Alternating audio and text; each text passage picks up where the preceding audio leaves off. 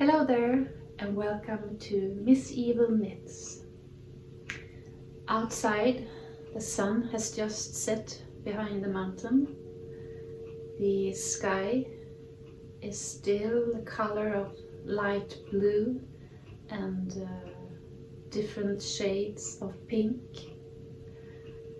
It started to get dark, and this is a perfect moment for me to introduce you to knit the Kura sock. This is the first video in the recipe on how to knit Kura sock.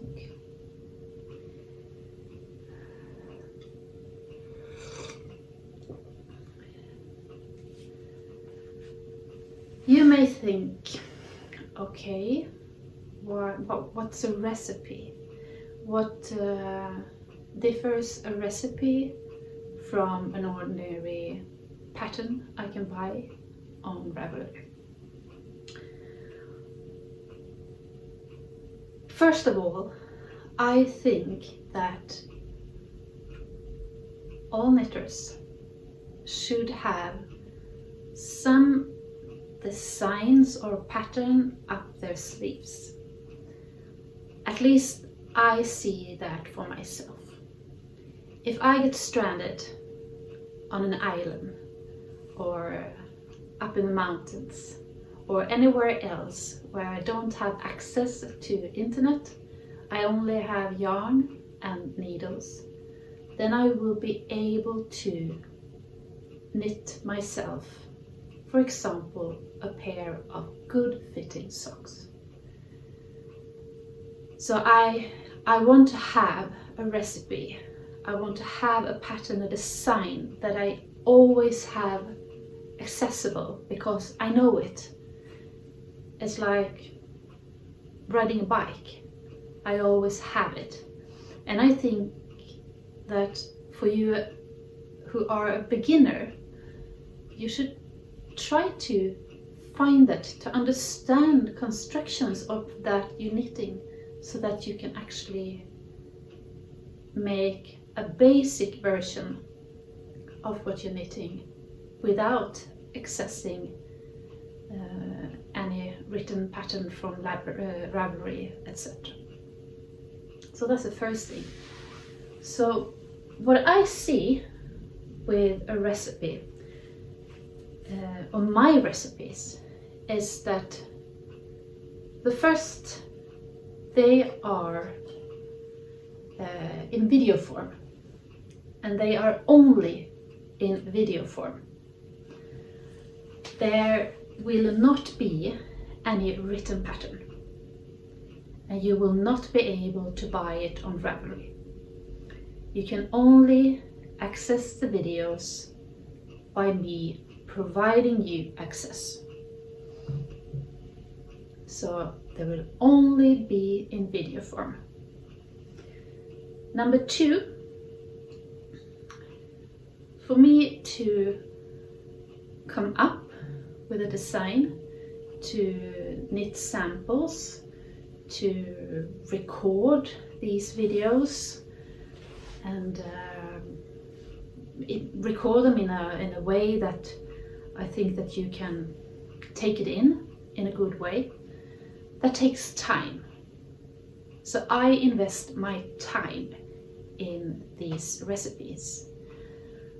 And what I want you to do is also to invest your time. What do I mean with that? I want you to, when you knit these socks, when you watch the videos, you should be aware of what you are doing. You should not knit when you are like in this mindless state that you cannot think for yourself. I want you to be aware, to try to understand, okay, now I did this, why did I do that? I don't understand, I have to listen again. So that you understand, you invest time in learning. So that is what I require from you, that you invest your time in learning. And number 3 as a recipe.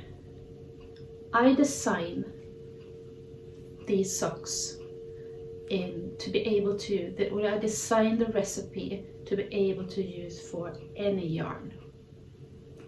So most patterns are written for a specific yarn or a specific thickness of yarn. But this recipe should be able to adapt to any yarn. So those are my 3 things that I see why my recipes are different from most other patterns that you can buy or get for free.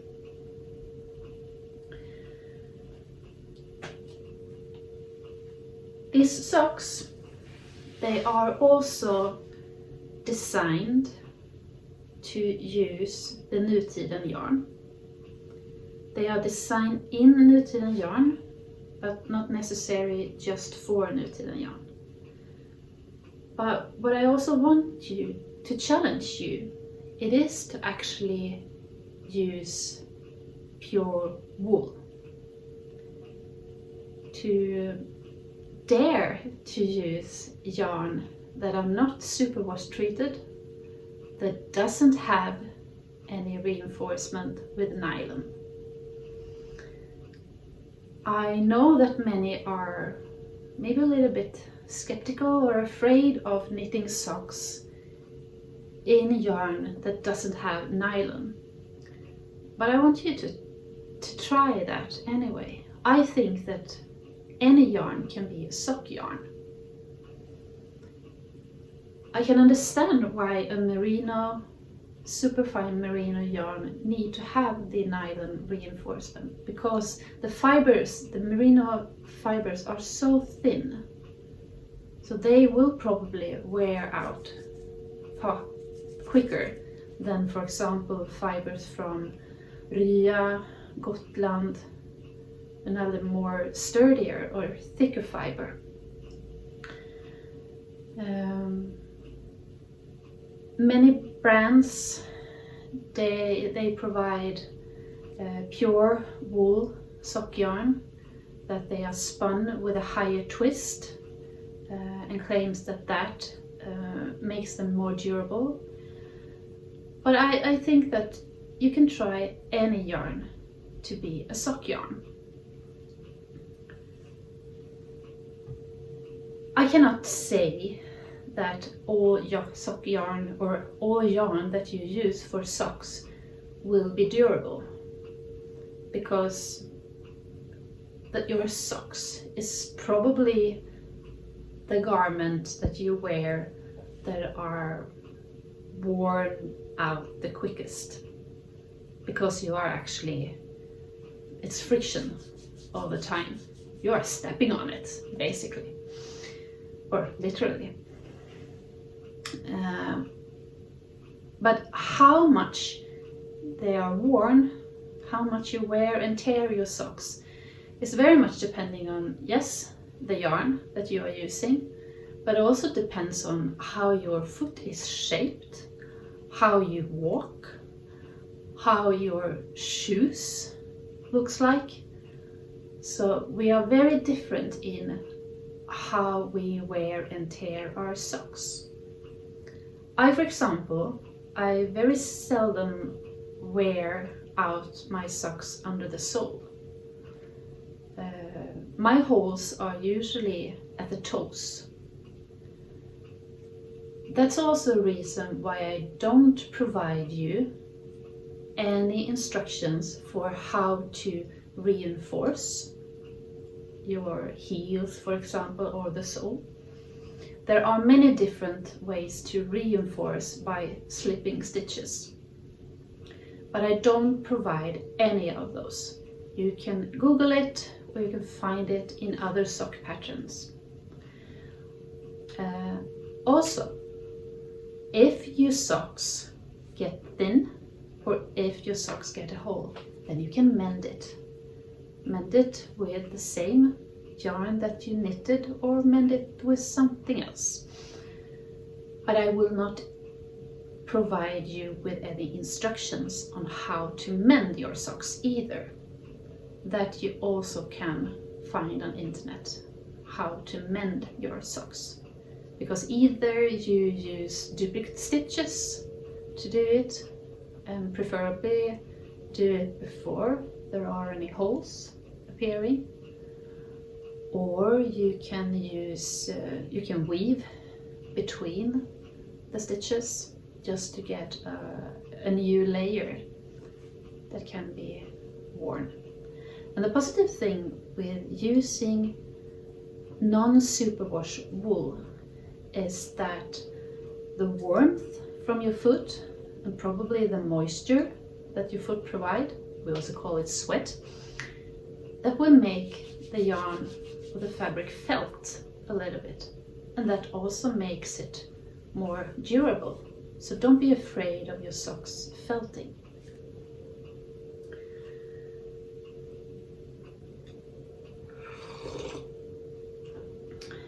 As I said, the socks, I will soon show it to you. The socks are designed in nutiden yarn, but they are not only designed for nutiden yarn. But the instruction videos will be in nutiden yarn. And I have used 2 strands of nutiden yarn. I have also used the needles for these. I have used 3 millimeters. For the other ones with the texture, I have used 3.25 millimeters needles. But what needles you use is depending on your yarn.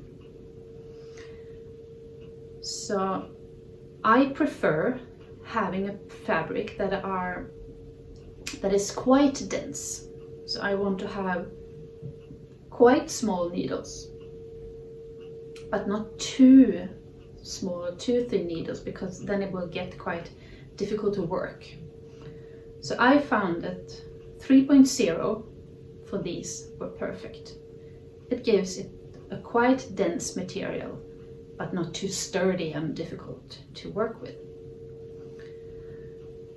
But the needles should fit your yarn, your preferences. If you're a very loose knitter, I think that you should go down and use thinner needles to have a nice fabric that is durable enough.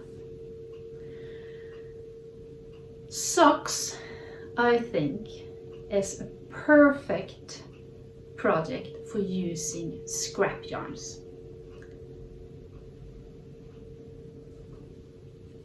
If you are a frequent knitter in nutiden, you probably have scraps laying around, and that is perfect to use.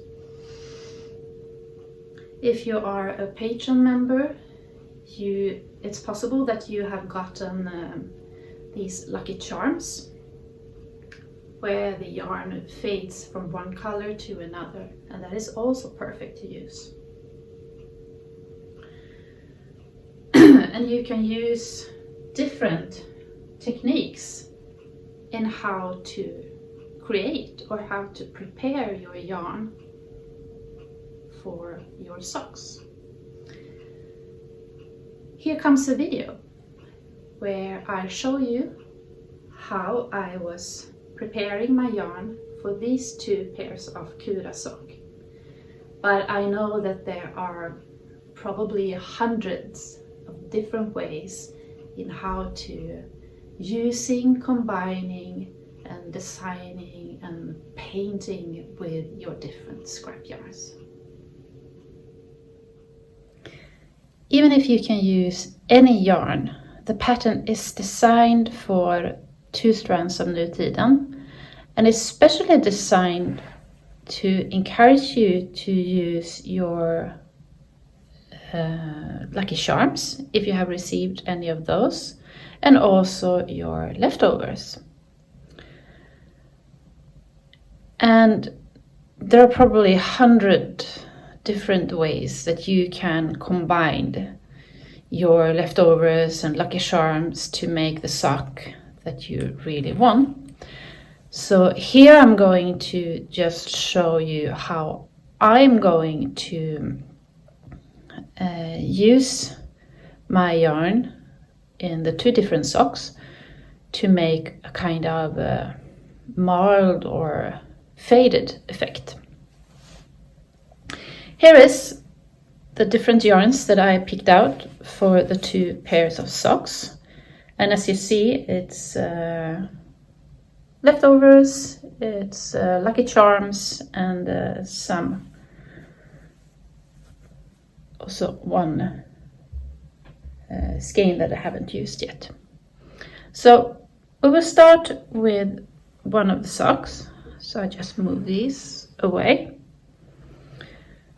So the first sock I am planning on making a little bit controlled, where I actually can control how the fade is done, and so that the 2 socks are actually look quite the same. What I have here, I've chosen some blue and purple colors. These 2 are actually part of a lucky charm with this color that is the Omnia, and it was molded towards the gray that was Stardust, but I actually used the Stardust, the gray. So left I have basically the blue that are fading towards a little bit grayish blue. So I have winded up those 2 lucky charms into 2 balls. Then I also have lots of leftovers. I think this is Midvinter. I have Salt. This could be the Stardust. These are Calendula, Lavandula, I guess. Here we have this the Lilac. And this is Hearts on a String. And since I'm usually knitting with 2 strands, I've just taken the leftovers and divided them and rolled them up to separate skeins, 1 strand little balls. So my plan with these socks is that I will use 1 strand of these with the Omnia together with 1 strand of this fruset vatten, the frozen water. So I will start the sock with having 1 strand of each and basically knit the foot as long as possible of the foot with these strands. And then I will start adding, keeping this, so I have this fruset vatten, the whole sock, and then just adding other colors. And I have divided them, so I have 1 of each, like this. So I can actually make 2 almost identical socks. So I will not do a skein or a bow now, but I will have these and then just add the yarn as I knit the sock to add the color that I think fits that part of the sock. So this is a way that you are a little bit more in control of actually designing the look of your sock. So that was one way that you can. So what you can prepare for if you want to use that method is to, of course, find one skein that you are going to use for the whole sock, and then try to find different leftovers that could fit that color. And then just starting to look through your leftovers and divide them into two, so you have two sets of these leftovers. The other way I'm planning on using is to actually be less in control. So here I also choose leftovers and some lucky charms that are, the colors are actually in quite harmony with each other. We have oh, no, I forgot. The aquamarine, I think it is. I think that is the viltspår. This one is the string, parts on the string. I have footprints in sand. I think this is the I don't remember it. Enlightenment. Here is the tree offerings, I think, or it's the perfect green. This one could be something else. And here you also have the aquamarine and the trofast. So my plan here is to actually, like, you can start with this. You take one strand of each, and that's starting to wind it up to a ball. And wind it a little bit. So now I have one beige and one greenish turquoise color. And then when I made a little ball, I cut that one, and then I add, we'll take a little bit of this, more yellowish, and I just add it on, and then I continue making it all. And after a while I just cut the other color, and then I add maybe that one, and then I just continue doing this. So winding up, whoops, also a way of winding up. And now it's time to cut the yellow one, and then I add the green one, whoops, like that, and continue, and change color quite often, and in that way you know that you don't have one sock that is only green or one sock that is only beige, but shift colors quite often and try to make sure that you use all these, and then wind it up into one skein. And since I'm knitting my sock one at a time, then we will just see how the two different socks actually turns out. They will probably not look the same, but they will look similar.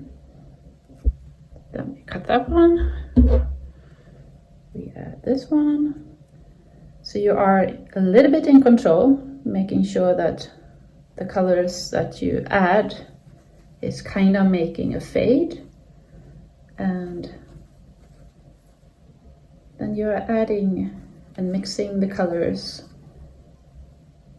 constantly and see what kind of interesting effect that you can get. So, what you can do here to prepare, it is actually starting to making your skein or your yarn ball that you will use if you choose to arrange your different leftovers and lucky charms in this way. So, good luck! I hope that was inspiring, but I am sure that you can come up with several other ways that you can paint with your yarns to construct and knit beautiful socks. The construction of these, since I have constructed it, it's of course totally seamless and there are no picking up stitches. I have combined the favorite construction parts or details that I have learned during the year. So if you are an experienced knitter, you will probably not find that much new, but maybe that it's combined in a new way. There is one toe, a toe up construction, and that is one cuff, a garter stitch cuff. One toe, an ordinary toe up toe, and then one cuff.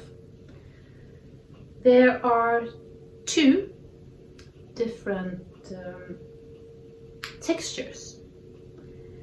We have the first one here that you can see have these grass stitches that runs on top of the foot, and when it comes here it's both in front and back of the leg, the grass stitches. And then we have the other that is reverse stockinette. But don't worry, you knit it as a plain sock in stockinette and then you just turn it inside out. And since it's reversible, you can wear it with either the stockinette side out or the reverse stockinette side out. Why do I want to wear the reverse side out? I think that having the stockinette side next to your skin makes it really, really nice and soft and cozy compared to having the side with all the pearls. So that's why I prefer to wear these with a reverse side out. And I also think that if you're fading, it's beautiful when you have the reverse stockinette.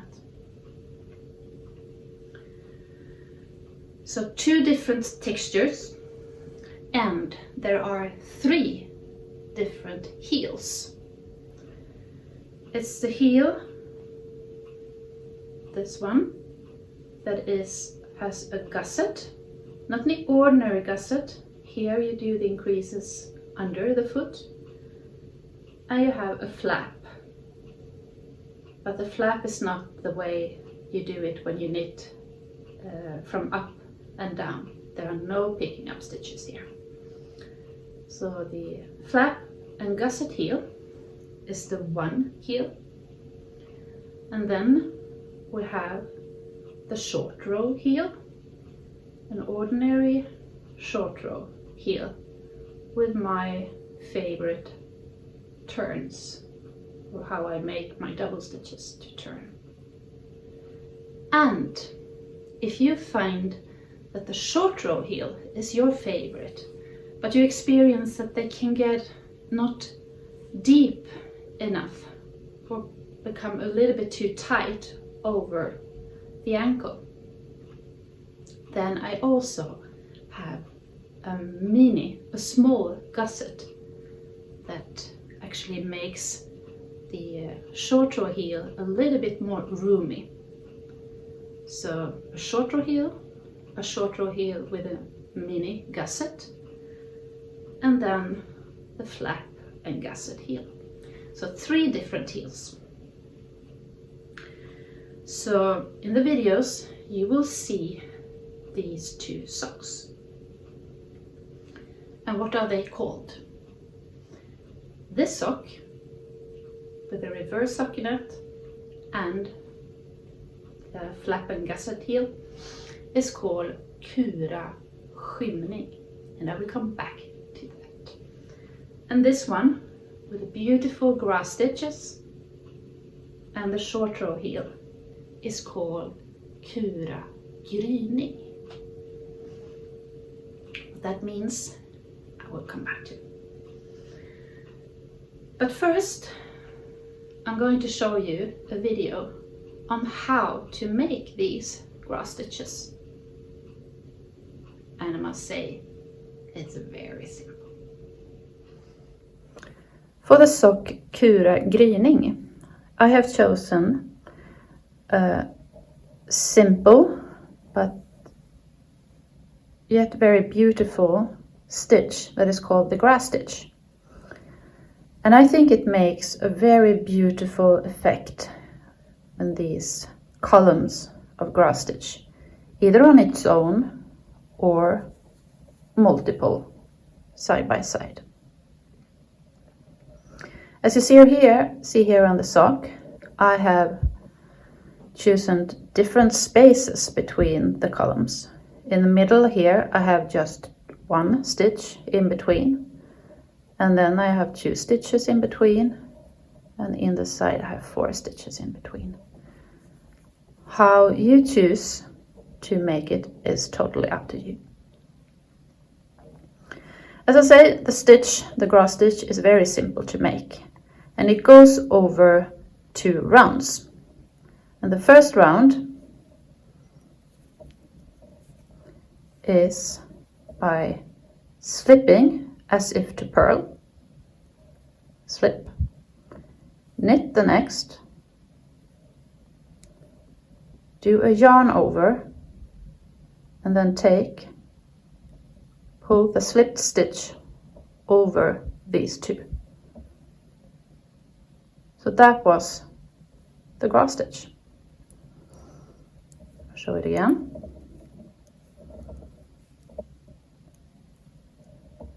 Slip 1 stitch as to purl, knit 1 stitch, a yarn over, and pull the slipped stitch over the 2 others. So that is the first round of the grass stitch. As I said, the grass stitch goes over 2 stitches and over 2 rounds. And how many stitches you have between is up to you, but I recommend to have at least 1 stitch in between. And then the next round you just knit every stitch. So that's the 2 rounds of the grass stitch. The first round is to slip 1, knit 1 yarn over, and then pull the slipped stitch over the 2 others. And then 1 round just knitting all the stitches. Good luck! These grass stitches you can combine just in many different ways, by having 1 or 2 or 3 stitches between, combining them with having them only on the foot, only on the leg. They are super fun to knit. Okay, This sock recipe will come in 4 videos. The first one you're looking at now. It is the introduction video. And since you are probably looking at me now, I hope that you have taken the time to look through the whole introduction video. And then there are 3 instruction videos. They are called part 1, 2 and 3. Part 1 is all about the toe. The toe and starting to knit the foot, establishing, for example, the Grasstitch pattern. So episode 1, toe and foot. Episode 2 is the longest episode, and it has the 3 different heels. And episode 3 is all about the leg and the cuff. There is also a suggestion on how you can shape the leg. For example, if you want to knit knee-high socks and still want them not to be too tight on your leg. So, introduction episode, and then part 1, 2 and 3. In the episode description there will be text, and I encourage you to read it.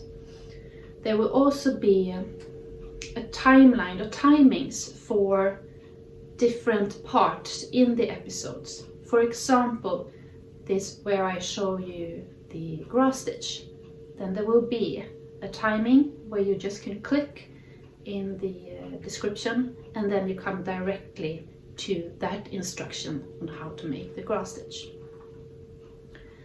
So that will be a help for you to actually be able to find the different parts within the episodes in a very easy way. And I really recommend you to, when you watch the episode for the first time, watch it the whole episode before you start doing anything. Just watch it through, and then you can start watching it step by step. I encourage you not to just jump to, okay, here it says short row heel, because there will be much information before that you then don't have. So please watch it through, and especially with this video, because here are a lot of information that will not be provided in the description. Okay, why did I choose the word or the name Kura for my socks? The word Kura exists in many different languages. In Swedish of course, but I also think that there is used in Finnish. I think there's also a word in Icelandic, Kura. I actually think there's a river called Kura. But what we are going to refer to, it is the Swedish definition of the word Kura. And it can be translated with snuggle. You snuggle up in the couch. You are warm and comfortable. So that's a translation of Kura, the Swedish word Kura, to snuggle.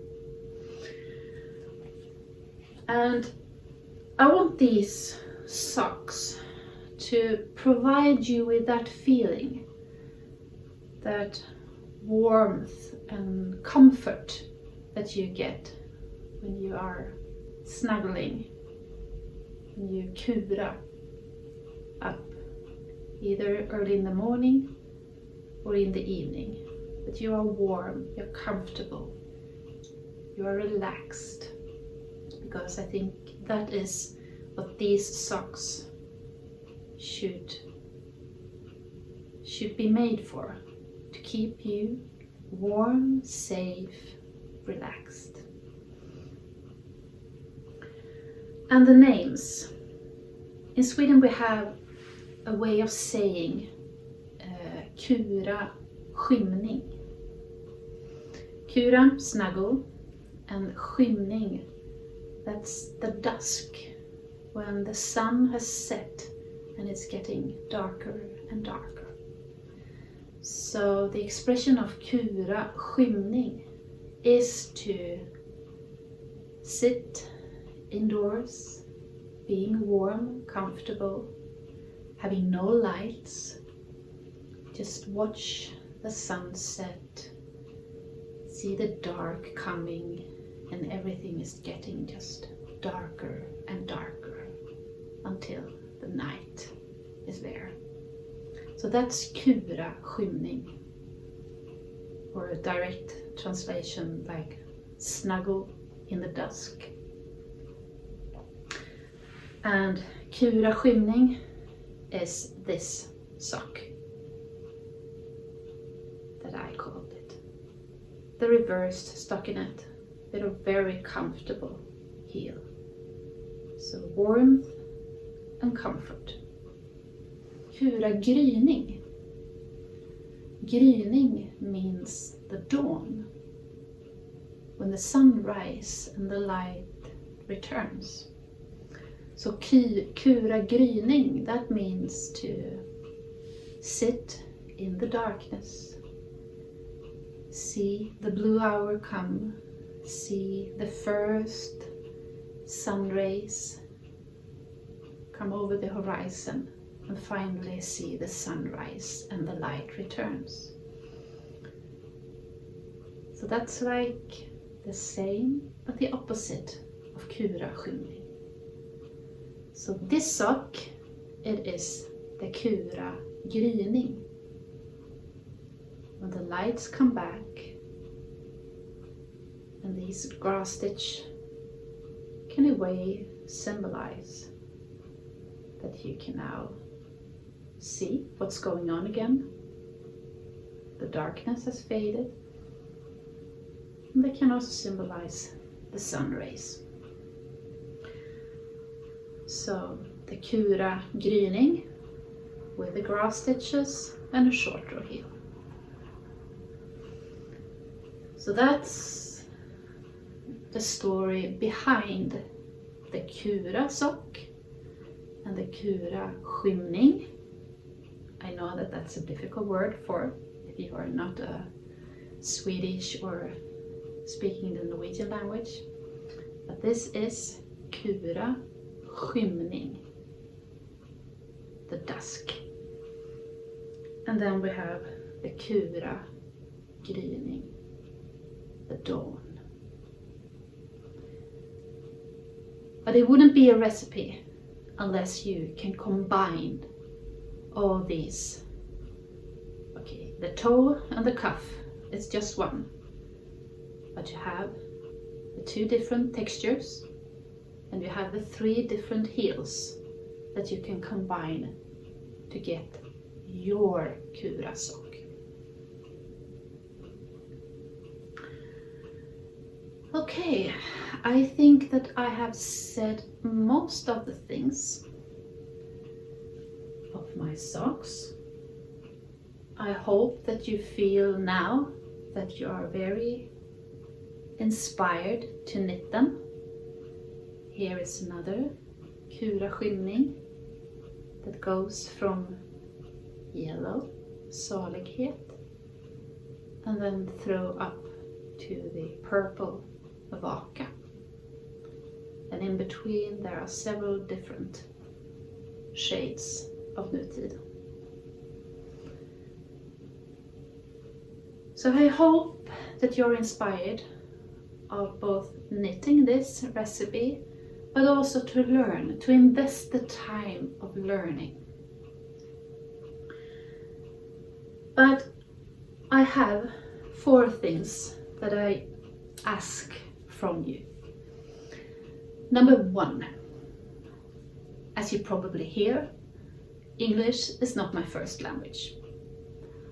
I am quite sure that there are places or moments in the instruction videos that I may mix up increase and decrease.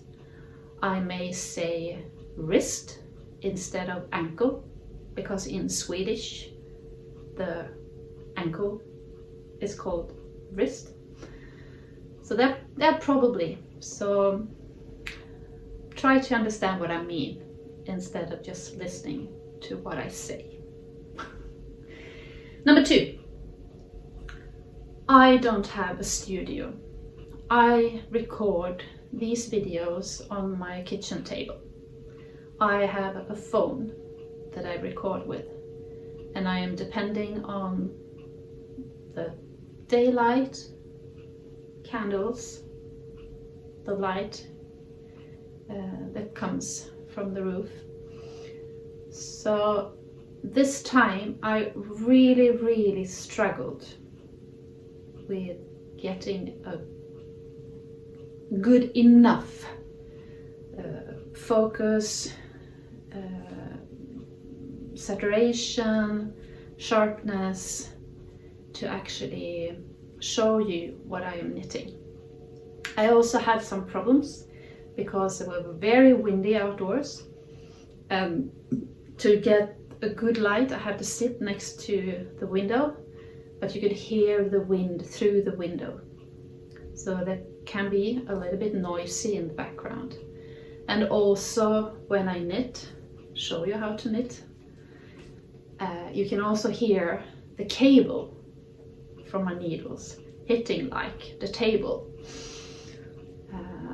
or hitting my tripod that is standing on the table. I'm like sitting around my tripod and camera to try to get good pictures. So I'm struggling, but I'm trying to get the video to be as good as possible so you can see and understand what I'm doing. Number 4, I am not providing any pattern support. I am not providing any advice on how you should think, what yarn you should choose, what needle you should choose, how to reinforce, and so on. You are on your own. And that's a part of learning. It actually is to give you the chance to fail.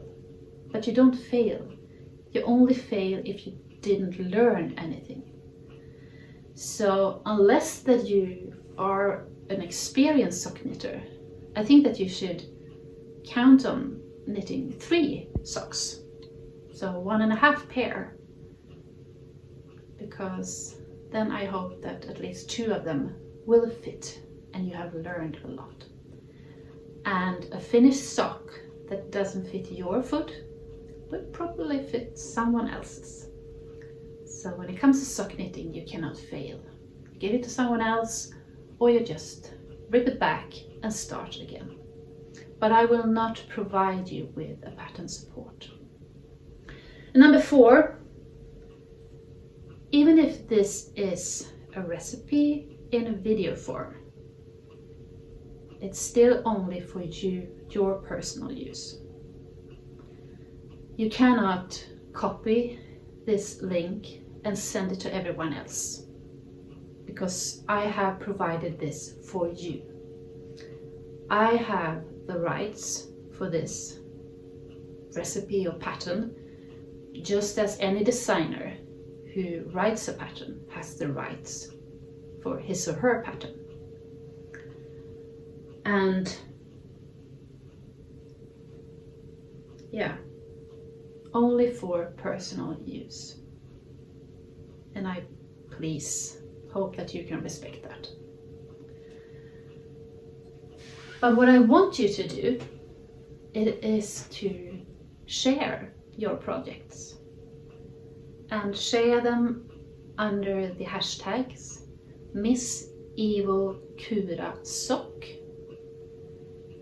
And if you're knitting your socks in nutiden, also use the hashtag Kura i nutid. These hashtags will always be written in the description down here, and they will also be last in the episodes. So by sharing your project under these hashtags, you are showing your appreciation. I'm also happy if you comment down below here in the comment box what you think about the pattern. But I will not answer any questions that you write down there.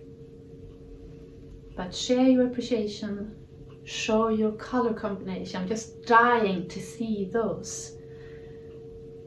I would love to see your inspirations behind the socks. And I would love to see a couple of gryning and skymning. The skymning, the dusk, and the gryning, the dawn. And see you snuggling up with your socks. Yeah, I think that was that.